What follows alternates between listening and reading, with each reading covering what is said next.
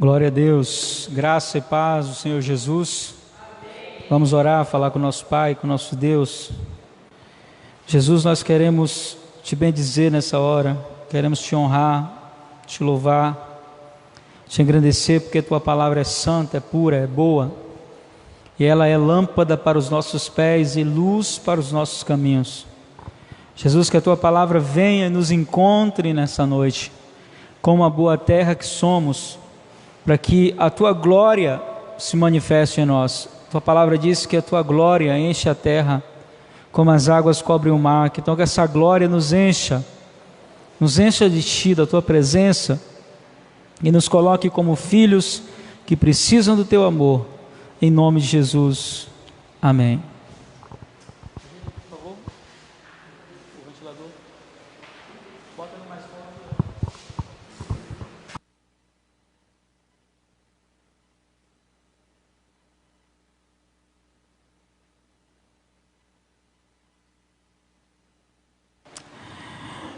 Aleluia, graça e paz aos que estão aqui, graça e paz aos que estão acompanhando em casa, que estão nos assistindo pela internet. Que a glória do Senhor possa se manifestar na sua vida de maneira poderosa e que você possa ser abençoado nessa noite com a palavra de Deus.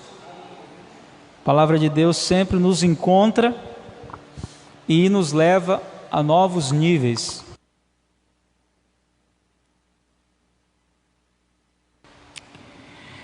Abra a sua Bíblia em Lucas, capítulo de número 7. Lucas, capítulo 7. Lucas, capítulo 7. Nós vamos ler até o versículo de número 10. Lucas 10, Lucas 7, do 1 ao 10. Lucas, capítulo 7, do versículo 1 ao versículo de número 10. Hoje nós vamos falar um pouquinho sobre a fé, renovar a nossa fé, amém? Paulo disse em Romanos que a fé vem pelo ouvir, e ouvir a palavra de Cristo. Então, quando a palavra vem e nos encontra, ela desperta a fé em nosso coração. E a história, ou as histórias de Jesus e dos milagres de Jesus na Bíblia, nos ensinam muito sobre os princípios da fé. Romanos capítulo 15, versículo 3, Paulo vai dizer que tudo que foi escrito, para o nosso ensino foi escrito, para que pela paciência e a consolação das Escrituras nós tivéssemos esperança. E esse texto especificamente que nós vamos ler é um texto que demonstra como a fé opera. Às vezes nós perguntamos para as pessoas: você tem fé? E as pessoas dizem: eu tenho fé. Mas existe uma diferença entre ter fé e saber exercitar essa fé, colocar essa fé em operação para obter resultados que sejam verdadeiramente divinos, que sejam realmente resposta de Deus para nossas vidas. E os princípios da fé se aplicam nas ensinanças e nos milagres de Jesus em cada história de uma maneira diferente. Tem histórias que Jesus demonstra a fé operando de uma maneira, em outras de outra maneira, mas a essência é a mesma: acreditar no poder da palavra. E essa é a essência da fé: acreditar no poder da palavra. Que palavra? A palavra do pastor? Não. A palavra do presidente? Não. A palavra do rabino? Não. Do monge? De quem quer que seja? Não. A palavra do próprio Deus. Por que que a essência básica da fé é acreditar na palavra? Porque o nosso Pai, Ele nos ensina, em Jeremias capítulo 1, Ele vai dizer que Ele vela pelo cumprimento da sua palavra. E esse texto que nós vamos ler é um dos milagres de Jesus, que nos ensina muito sobre a fé que Jesus está buscando encontrar nesses dias. Nunca houve um tempo tão necessário aonde nós devêssemos usar a fé. Esses dias onde a medicina está louca, correndo atrás de uma cura, onde o mundo está vivendo situações de caos, existe um elemento capaz de equilibrar todas as coisas, e este elemento é a fé. E se a fé não for verdadeiramente bíblica, se for uma fé sustentada por qualquer outra coisa que não seja a palavra de Deus, ela vai ficar vulnerável diante das circunstâncias que vão vir. Então esse texto é um texto interessante, fala de um dos milagres de Jesus, de uma das curas que ele exercitou, e a gente vai ler esse texto, Lucas 7, do 1 ao 10, diz assim: depois de concluir todos esses discursos para a audiência do povo, entrou em Cafarnaum. E o servo de um certo centurião, o qual era muito estimado por ele, estava doente e à morte. Algumas versões dizem assim: estava doente à beira da morte. Então, essa palavra aqui quer encontrar pessoas que estão à beira da morte. O que a gente faz quando alguém chega à beira da morte? Esse homem, o centurião, que era uma autoridade militar em sua época, ele tem um servo que está à beira da morte, provavelmente com alguma doença incurável da época. O texto não vai dizer que tipo de enfermidade ele tinha, mas o texto deixa bem claro o quadro desse homem. E o quadro clínico diz que ele estava à beira da morte. Então, se você está ouvindo essa palavra agora pela internet, se você vai ouvir, se você conhece alguém que está à beira da morte, eu quero dizer que existe solução para quem está também à beira da morte. E qual é a solução? A solução é buscar a pessoa certa. A solução é buscar aquele que tem solução, o próprio Jesus. Então, o servo do centurião estava à beira da morte, e o versículo 3 diz assim: e quando ouviu falar de Jesus. Quantos aqui já ouviram falar de Jesus? O bonito, o cheiroso, o mais lindo entre os milhares. Quando o centurião ouviu falar de Jesus, você sabe qual é a coisa que mais me entristece às vezes? É que muitas pessoas já ouviram falar de Jesus, mas poucos acreditam que ele realmente é o mesmo desses dias aqui. Poucos realmente acreditam que o Jesus de hoje é o mesmo Jesus desses dias aqui. Então esse homem, ele tinha um servo que estava à beira da morte, e quando ele ouviu falar de Jesus, qual foi a atitude dele? E aí a primeira lição que nós aprendemos sobre a fé é que a fé é vista em atitudes ousadas. Amém? A fé é vista em atitudes ousadas. Quando ele ouviu falar de Jesus, o que ele fez? Aí o texto vai dizer: ele enviou alguns anciãos dos judeus. Ele sabia que Jesus não o receberia, pelo menos na cabeça dele ele pensava assim, por ser um romano. E como é que era o relacionamento dos judeus com os romanos? Os judeus não gostavam dos romanos, porque Roma nessa época havia dominado Jerusalém, e muitos centuriões, muitos cobradores de impostos que trabalhavam a serviço de Roma, eles eram pessoas que maltratavam os judeus. Então a maioria dos judeus não gostava dos romanos. E na cabeça desse homem, por Jesus ser um mestre, por Jesus ser um judeu respeitado, ele acreditou que Jesus não fosse recebê-lo. E mais à frente a gente vai entender porque que ele acreditava dessa maneira. Então o que ele faz? Ele pega alguns anciãos judeus, alguns homens que ele sabe que seriam respeitados por Jesus ao chegar lá, e então esses homens chegam e dizem assim: chegando eles junto a Jesus, rogaram-lhe muito, dizendo: é digno que lhe concedas isto. Olha só, quero que você preste atenção nos detalhes desse texto, para você entender como como os milagres acontecem. Primeiro, os anciãos chegam dizendo para Jesus que o homem é o quê? Digno. Ele é digno que lhe conceda esse milagre. Só que nós aprendemos um princípio sobre Deus, que é um princípio que muitos não entendem, e que a religião faz questão de atrapalhar. E o princípio é que Deus não nos abençoa porque somos dignos. Deus não nos abençoa porque somos bons. Deus não nos abençoa porque somos pessoas boas. A gente aprende às vezes pela religião que para Deus te abençoar você tem que fazer alguma coisa para merecer. E essa é uma ideia errada do ponto de vista bíblico. Não tem a ver com merecimento, tem a ver com graça. Amém? Favor imerecido. Mas ele tinha feito alguns favores para os judeus. E um dos favores que ele tinha feito, o versículo 5 diz, primeira coisa que esse homem tinha no coração. E aí a gente vai aprender alguns princípios, né? Ele era digno, não era digno? Por que Jesus realiza o milagre? Primeira coisa que a gente aprende assim, que é interessante nesse homem. Os judeus que foram enviados disseram para Jesus: ele ama a nossa nação.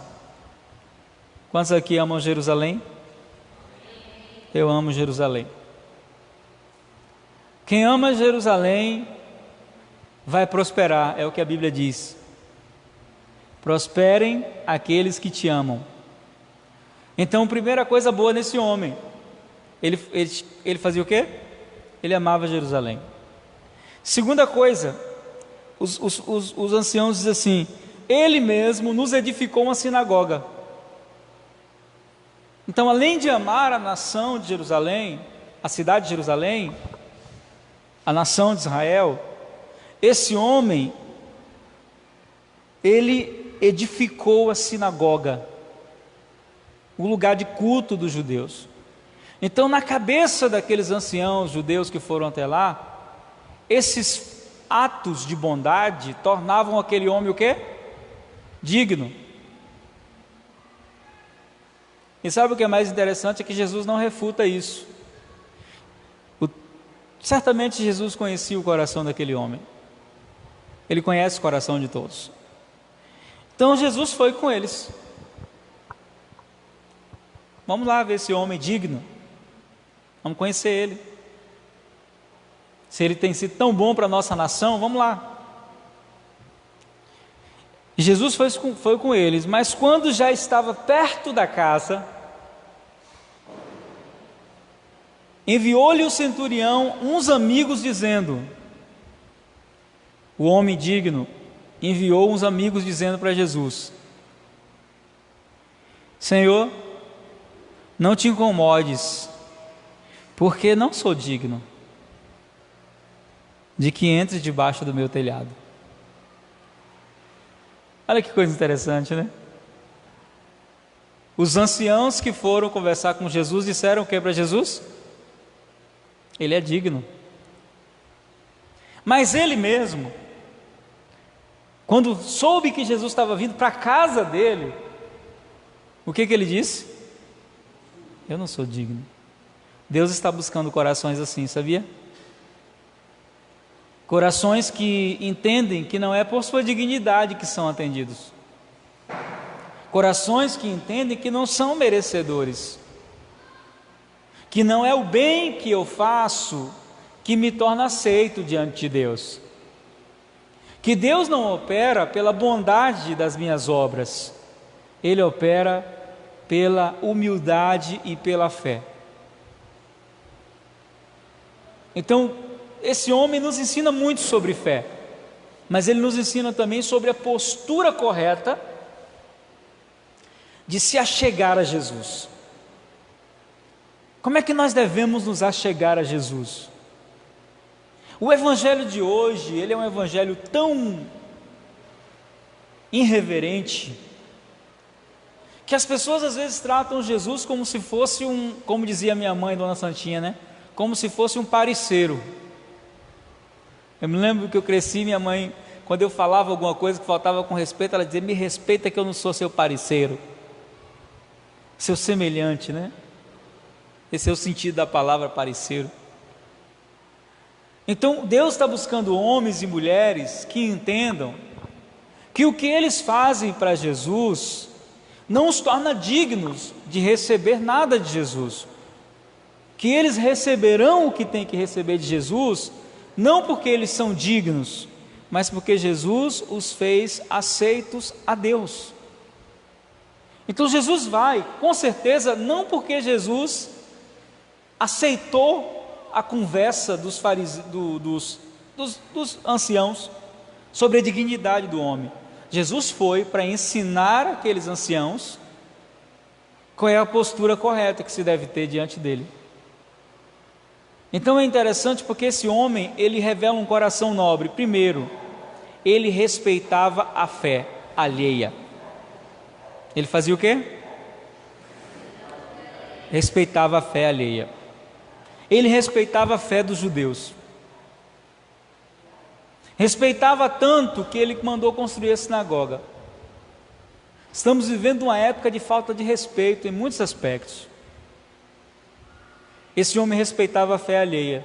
Segundo, esse homem, ele tinha amigos. Ele tinha amigos. Quem foi que ele mandou encontrar Jesus na segunda vez?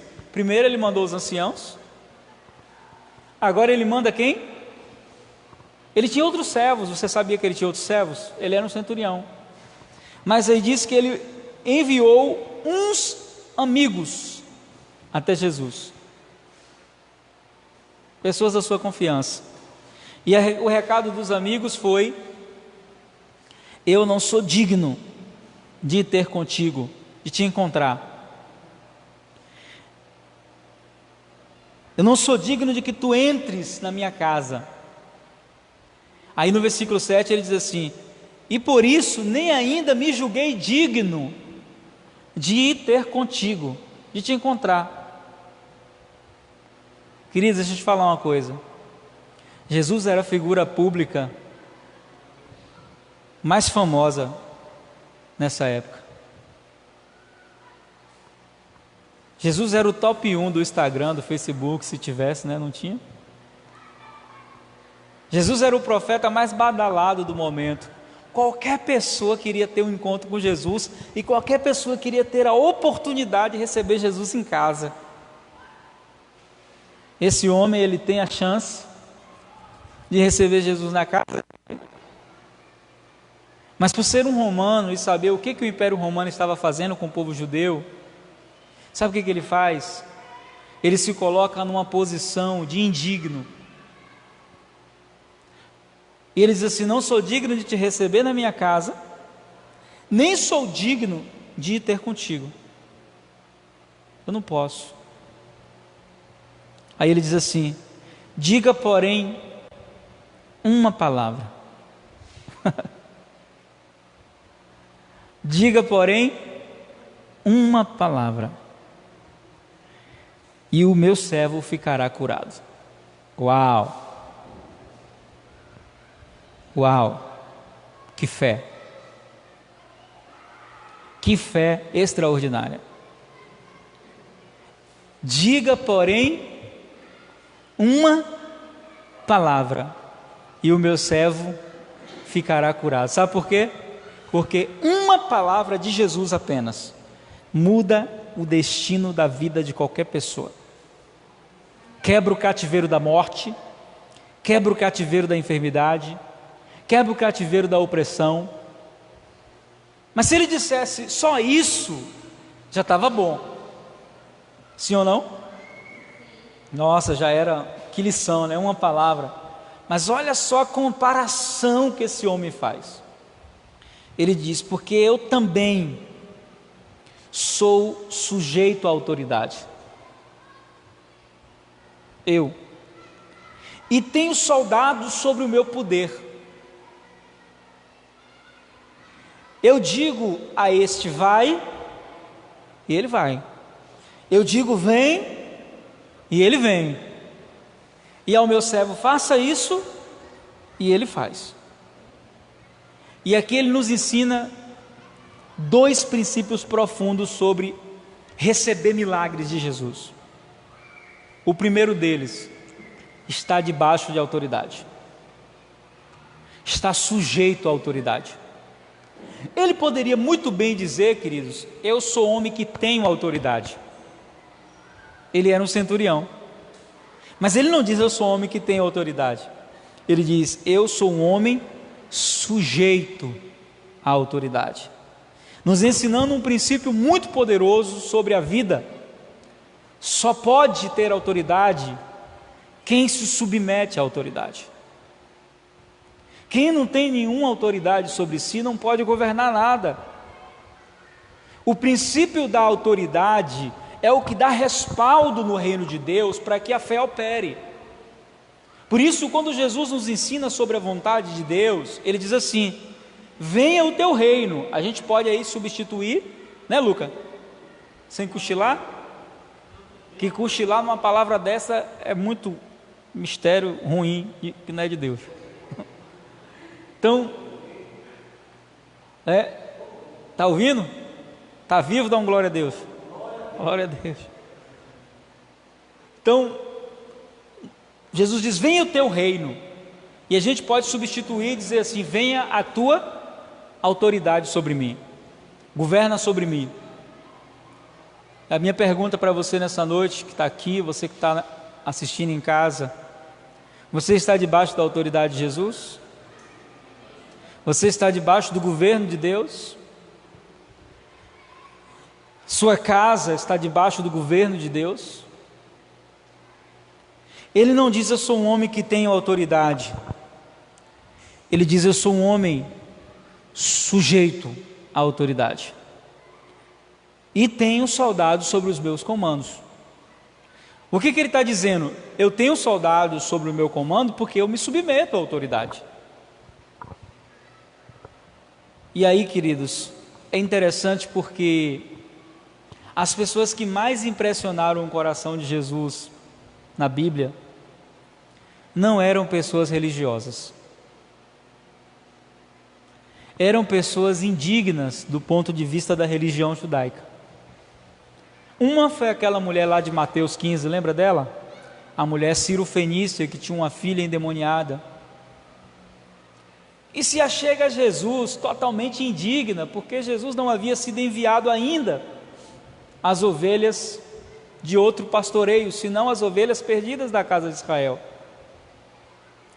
É a mulher que chegou com a certeza do não e saiu com a convicção do sim. Quando ela começa a clamar em Mateus capítulo 15, Jesus diz para os discípulos: fique tranquilo, eu não vou atender ela. É meio que Jesus está dizendo assim: não é o tempo dela não. Mas a fé, sabe o que a fé faz? A fé antecipa o tempo do milagre. Diga glória a Deus. Que Deus exerça através de você fé e antecipe o tempo do milagre. A fé antecipa o tempo do milagre. A fé nos faz mover no sobrenatural, ajustando o passado e trazendo o futuro por meio de milagre. A fé faz isso. E aí sabe o que acontece? Olha só que extraordinário. Ouvindo isso, Jesus maravilhou-se dele. É interessante porque a mesma expressão que existe aqui é a expressão que existe quando a mulher ouve 3 nãos de Jesus. Quantos nãos? Irmão, ouvir um não de Jesus já dói. E não foi qualquer não. Jesus não disse assim: não vou atendê-la. Primeiro Jesus disse isso para os discípulos: não vou atender, fique tranquilo que eu não vou atender. Mas o segundo não foi diretamente para ela. Quando ela chegou até ele, disse: por favor, filho de Davi, socorre a minha filha. Jesus olha para ela, sabe o que ele disse? Não é lícito pegar o pão dos filhos e dar para os cachorrinhos. Isso é que é um não duro, viu? Jesus está dizendo para ela: você não tem direito. qualquer um iria embora, sim ou não?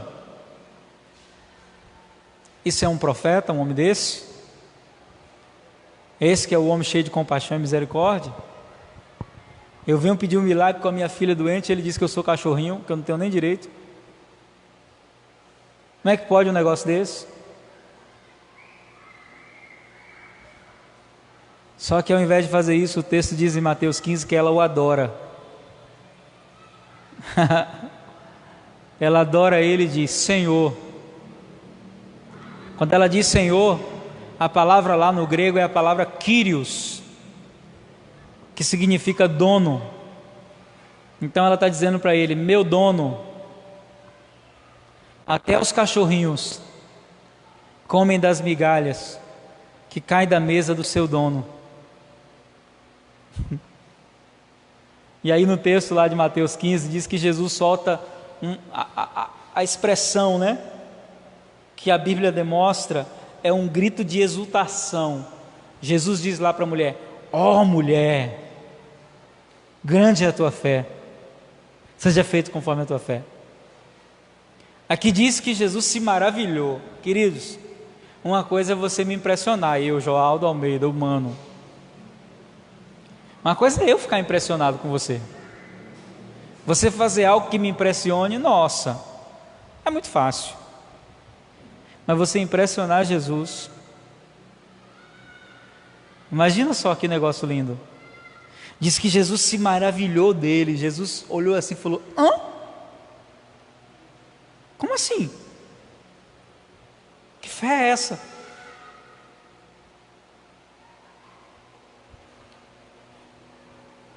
Voltando-se para a multidão, tinha uma multidão atrás, seguindo Jesus para ver o que ia acontecer. Jesus disse: nem ainda em Israel achei tanta fé.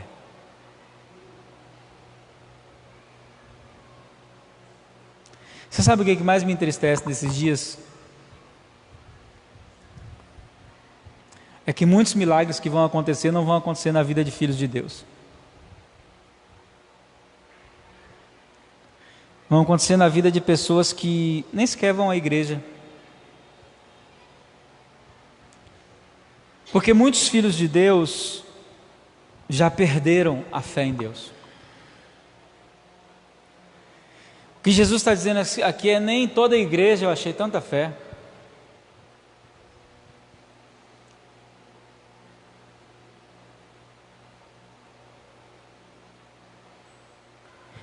E aí Jesus diz assim: nossa, que fé é essa que esse homem tem? Nem em toda Israel eu encontrei tanta fé. Aí a pergunta nessa noite é: o que Jesus está procurando nesses dias? Fé. Alguém que tenha a fé desse homem. Alguém que diga assim: ó, eu não posso entrar lá no hospital não. E não é porque eu não sou digno, é porque está proibido. Eu não posso entrar lá na casa do doente não, de Covid. E não é porque eu não tenho fé não, é porque está proibido. Mas eu posso enviar uma palavra. Sabe o que Jesus nos ensina aqui através desse homem? E o que esse homem nos ensina? Que a palavra é como flecha. Que a palavra não é um som que emitimos apenas. A palavra é um registro, uma assinatura no mundo espiritual. Por isso, tomar cuidado com o que falamos, principalmente ao nosso respeito, é muito importante. Não só com o que falamos ao nosso respeito, ou com as considerações que fazemos quando alguém diz algo a nosso respeito. Às vezes alguém diz que você não presta, que você não vale nada.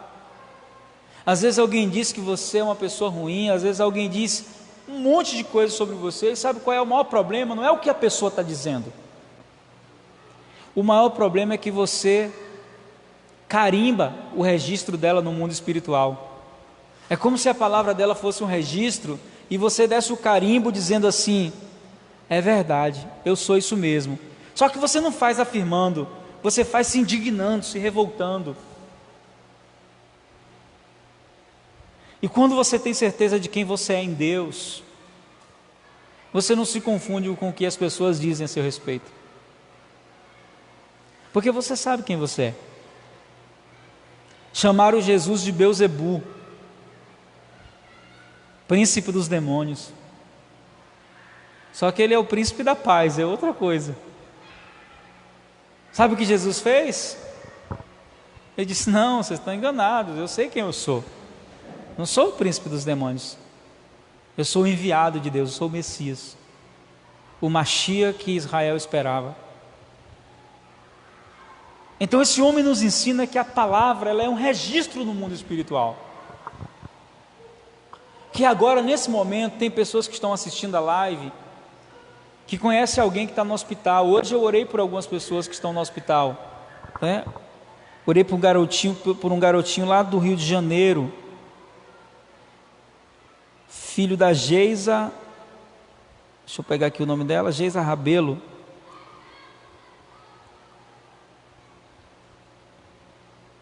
Orei por ele, né? Pelo Arthur Rabelo Almeida, meu parente, né? Tem Almeida. E ela me mandou a foto aqui do Arthur, né? Todo entubadinho, Covid, né? 9 anos de idade. Orei por ele e disse para ela assim: vai se tornar um testemunho de milagre. Liberei a palavra de cura sobre ele. Está lá no Rio de Janeiro. Quero reafirmar, porque a minha palavra está nas regiões celestiais como flecha. Quero reafirmar sobre a vida de Arthur, dizendo: Arthur seja curado em nome de Jesus. Se alguém está assistindo a live agora e está com alguém enfermo, ou tem alguém da sua casa, ou você mesmo está suspeito da enfermidade, receba a cura em nome de Jesus. Eu envio a palavra de cura sobre você. Não a minha, mas a dele, porque não muda, é a mesma. Então Jesus diz assim: olha, nem em toda Israel eu achei tanta fé. É meio que Jesus está dizendo assim: é isso aqui que eu estou procurando, é fé. É a fé.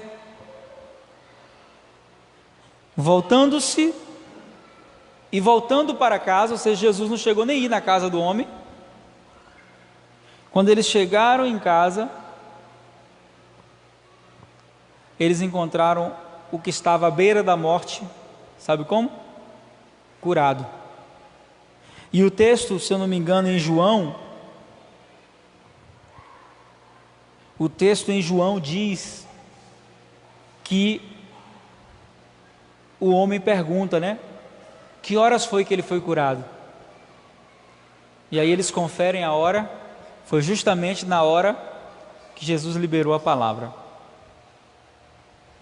Então, queridos, Deus quer fazer milagres em nossos dias, eu não tenho dúvida disso. Eu sei que a gente tem que tomar todos os cuidados, principalmente com a nossa imunidade. Eu acho que é o aspecto mais importante, até mais do que a higiene. A higiene é necessária, o cuidado é necessário com a higienização, com álcool gel, com máscara e tudo mais. Mas a imunidade é um aspecto extremamente necessário. Temos que cuidar da imunidade. Hoje me mandaram um vídeo, né? O top 1 para manter a imunidade alta nesses dias.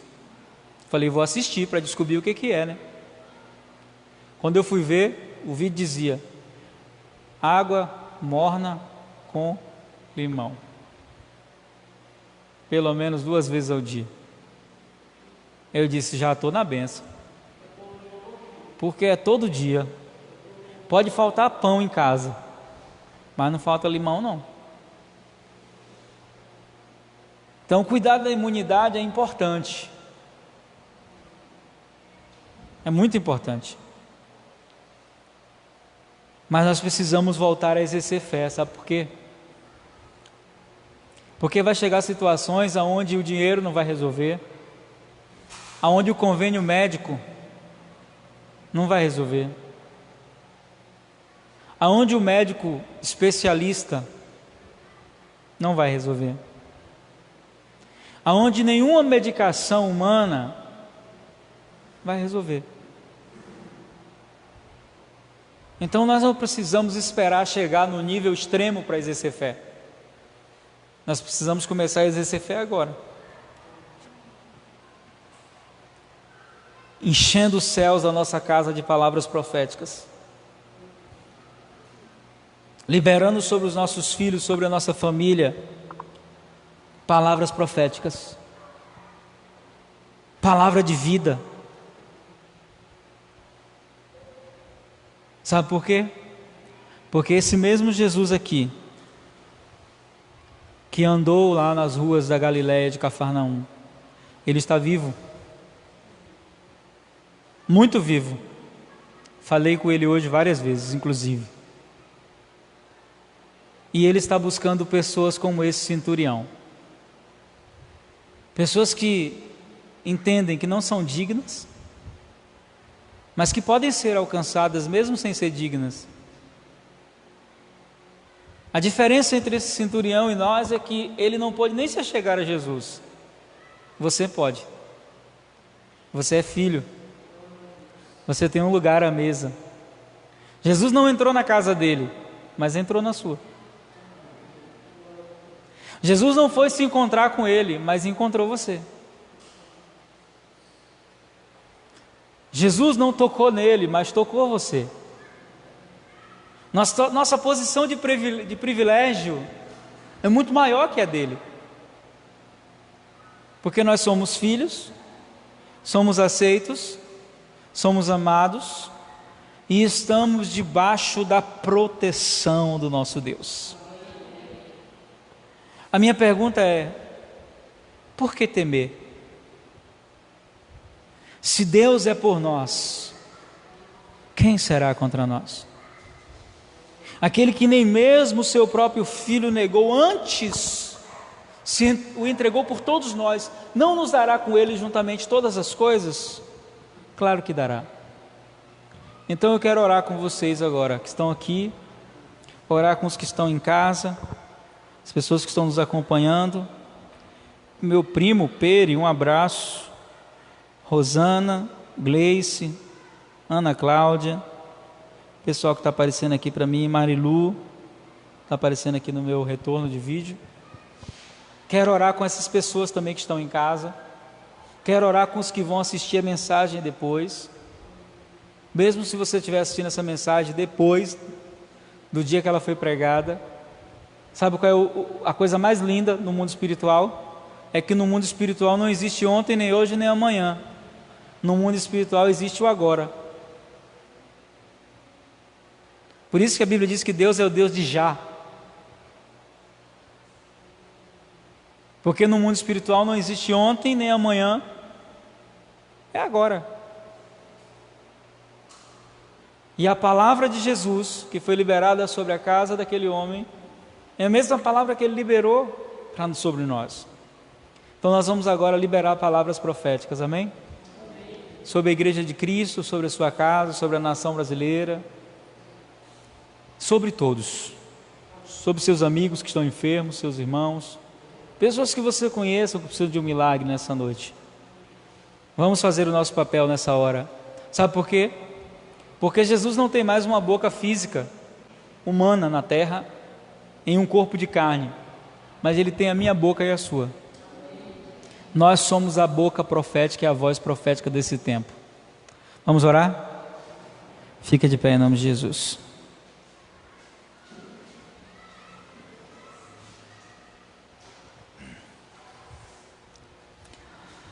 Uma palavra, Jesus, e tudo se transforma. Uma palavra e tudo muda. Mas não qualquer palavra, a tua palavra. Por isso agora nós tomamos o nome de Jesus, o nome que está acima de todo nome, o nome que tem toda a autoridade sobre demônios, sobre enfermidade, sobre o medo, sobre o pânico. E usando a autoridade desse nome, nós queremos clamar agora pela vida das pessoas que estão enfermas. Quero orar pela vida de Arthur nessa hora. Envia os teus anjos agora, liberamos essa palavra, anjos. Assim como aquele homem disse que tinha sobre ele a autoridade, tinha abaixo dele também a autoridade. A tua palavra diz em Hebreus que os anjos são espíritos ministradores, enviados da parte do Senhor, a fim de servir aqueles que são herdeiros da salvação. E nós estamos agora aqui como herdeiros da salvação. Por isso nós liberamos a palavra agora no nome de Jesus, que anjos sejam enviados às casas, aos lares, às UTIs, aos lugares de morte, rompendo cativeiros, mudando destino, quebrando grilhões nessa noite em nome de Jesus. Na autoridade do nome de Jesus, que todo espírito da morte seja paralisado dentro desse quarto de UTI, dentro dessa sala de hospital, que todo espírito da morte nessa casa seja manietado agora em nome de Jesus, e nós liberamos a palavra de vida. A vida abundante de Jesus venha sobre esta casa, venha sobre este lar, venha sobre essa família, venha sobre este corpo, venha sobre esses pulmões agora. Sopra o fôlego de vida, Jesus, nesses pulmões que foram comprometidos pelo vírus, que haja agora cura de Jesus nos pulmões dessas pessoas, que o sistema respiratório seja tocado pela unção da cura, o mesmo Espírito que soprou e ressuscitou Jesus, que soprou e ressuscitou Lázaro, o mesmo Espírito sopra agora em quartos de hospital, em lares, em casas, em famílias, e traga de volta a vida, em nome de Jesus. Que essa história seja transformada em milagre, Senhor. Que essa luta seja transformada em testemunho. Que essa vida possa retomar a esperança e a fé. Que tudo aquilo que foi palavra lançada no mundo espiritual, como flecha de morte, como seta maligna, seja agora cancelada em nome de Jesus. Paralisada em nome de Jesus. Toda ferramenta preparada contra nós não prosperará. Toda língua que se levanta em juízo, nós agora condenamos em nome de Jesus. E declaramos agora um tempo de paz, um tempo de bênção, um tempo de milagres, de cura, de prosperidade, de abundância nessa casa e de manifestação de milagre. Você que crê, diga: eu recebo, em nome de Jesus. Amém. Vamos dar um aplauso a Jesus nessa noite. Aleluia, glória ao nome dEle. Aleluia, aleluia. Glória a Deus, aleluia. Deus abençoe você que está em casa. Fica na fé, creia no milagre. Nos siga nas redes sociais. Amanhã nós temos a última ministração da Semana da Blindagem Emocional. Eu quero convidar você, para que não se inscreveu ainda na Semana da Blindagem Emocional, fazer isso. Tem sido bênção. Pessoas têm retomado a esperança e o controle da sua vida, e você pode ser uma delas. Um beijo no coração de todos. Graça e paz.